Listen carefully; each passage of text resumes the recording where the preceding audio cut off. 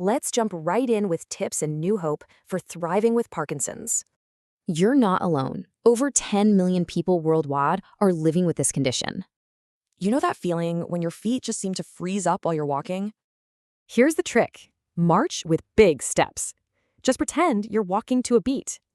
Okay, let's talk about falls at home. This one's a really big deal. Here are 3 quick and easy hacks to make your home a whole lot safer. Getting your levodopa on time is so important. So how do you actually nail it? Easy. Use pill organizers and alarms. Oh, and a protein snack after helps too. But it's not just about movement, right? Sleep, voice, and mood can be tough. So build a good routine. Tweak your sleep, practice speaking loudly, and find your calm. All right, let's pivot to the future. Some really exciting breakthroughs are happening right now. Newer meds can actually extend your on time by about an hour. That's a game changer.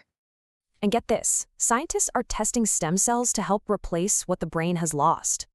Think of this as a smart pacemaker for the brain that adjusts to you.